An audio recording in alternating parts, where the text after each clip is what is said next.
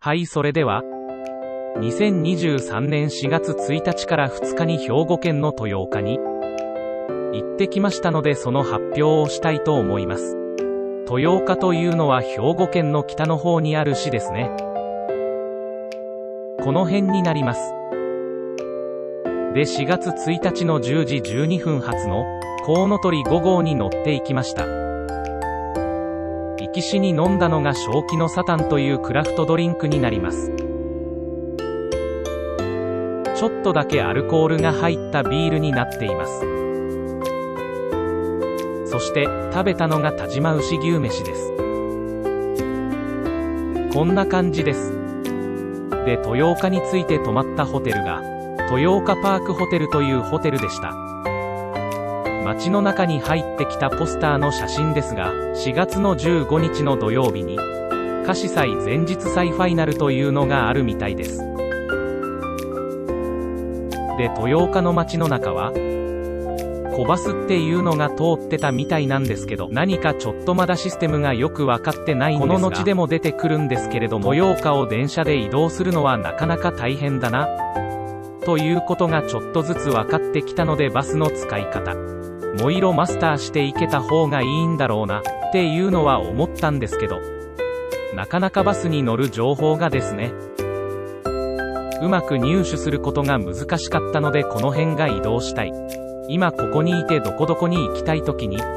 電車もバスも徒歩もいろんなルートの中から最善のルートがパッと教えてもらえるようになると嬉しいなと思いました。で、他に行ったところとしては大海文庫というところに行ってきました。本を買ったり借りたりできる場所です。あと居場所の相談所というようなこともされてるみたいです。みんなの大会大学みたいなのもされてるみたいです。で、こんな感じで店の前に黒板があって、月のスケジュールが書いてありました。で、中に入る貸し倉庫みたいな感じって言ったらいいで、ショーケースみたいな感じ、1人当たり月確か2000円か3000円とかで借りれて、自分の本を置くことができて、それを図書館として貸し出し管理してくれるみたいな、そういうサービスみたいでした。はい、こんな感じでなかなかいろんな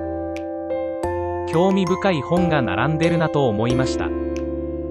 その後、大石陸の生誕の地みたいな場所がありました。で、ちょうど桜の季節だったので桜が咲いていました。あとポスターにかけたのがグランドピアノ無料開放デーというのがあるみたいで、これは豊岡市民会館の文化ホールで4月16日に開催されるあるみたいです。あとカバンストリートに行きました。豊岡市立図書館に行ってきたんですけれども、かなり近づいてもここが図書館だということがなかなかわからなかったですね。なんかすごいインパクトのあるこの門が特徴だと思いました。で、あとカバンストリートの近くにある実際店みたいなところでカプチーノをいただきました。で、そこのお店の中にはフレブルがいました。名前は八兵衛というみたいでした。すごい可愛かったです。で、豊岡から200円で電車に乗って城崎温泉に行きました。城崎温泉の駅を出たところにこういうカニのオブジェみたいなのがあって、そこで記念撮影撮れるみたいなんですけれども、カニの目の部分が椅子になってるみたいで、そこにちょうど椅子に座るとで、この反対側から写真を撮るといい感じで、城崎温泉駅と一緒に記念撮影ができるのかなと思います。で、城崎温泉の道はこんな感じでした。城崎温泉の公式サイトを見ると、外湯の混雑状況というのが見れます。外湯というのが銭湯みたいな感じで旅館に泊まるんではなくて、普通に通りすがりにお風呂に800円ぐらいで、1箇所だと800円で全外湯共通で、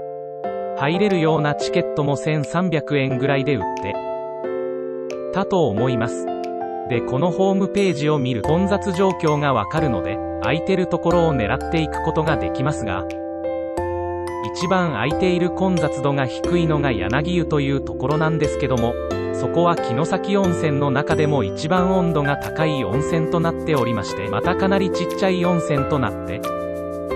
いるので、最初はそこに入ったらすごい暑くて、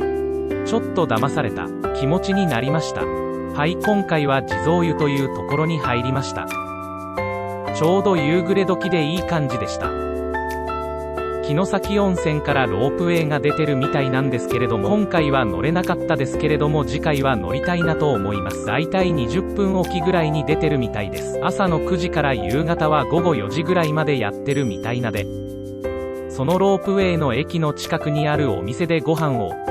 食べました。オムレツカレーみたいなのを食べました。ブックストア1というところで、ここは宿泊もできるところみたいです。ホステルって言うんですかね。はい、で中では城崎ビール空のビールというのをいただきました。で帰りが城崎温泉駅から豊岡に帰る電車に乗ったんですけれども、ここがすごく変わっててですね、電光掲示板に何番線に電車が来るっていうのが出なくて、それを知るための唯一の手がかりがこの時刻表のところにちっちゃい字でですねとか書いてあってですね、これだと3番線なんだなというのがわかるようになっています。この乗り場ですね、1番乗り場、2番乗り場、3番乗り場、4番乗り場って書いてあるので、これを見ないとわからないというのがちょっと何というかハマりポイントかなと思いました。でドアは手で開けたり閉めたりしないといけない、自動で開かない閉まらないみたいで、そういう風にする必要があります。で街の全体の地図が駅のあたりにありました。で翌日の朝に喫茶店に行きホットケーキを食べました。こんな感じのホットケーキでした。コーヒーコテージ丸山というお店でした。これも道端に貼ってあったポスターですけれども、豊岡セントラルパークっていうのがあるんですかね。SL 公園新しい遊びの創出って書いてあるんですけれども、詳しいことがよく分かならないという感じでした。で電車に乗っていきましたけれども、これは1両だけの電車でした。で国府というところに行ったんですけれども、 JR 甲府駅は無人駅で、本当はロッカーとかに荷物を置きたかったんですけども、ことができなくて大分困りました。で電車も1時間に1本未満っていう感じで、かなり厳しい環境だなというふうに思いました。でこの日開催されたのが北部ふれあい観桜会というのがありまして、それに行ってきました。全部で3キロぐらいのコソだったんですけれども、ちょっと疲れて途中でリタイアしてしまいました。桜はこんな感じでたくさん咲いていました。電車の時刻が非常に厳しかったのでバスで移動しようと思ったんですけれども、バスもですね、なかなか乗り方が難しくてですね、バス乗り場の場所も分かりにくくてですね、結構苦労しました。でなんとかバスに乗って帰ってくる。バスからさっきの八兵衛が見えてちょっと癒されました。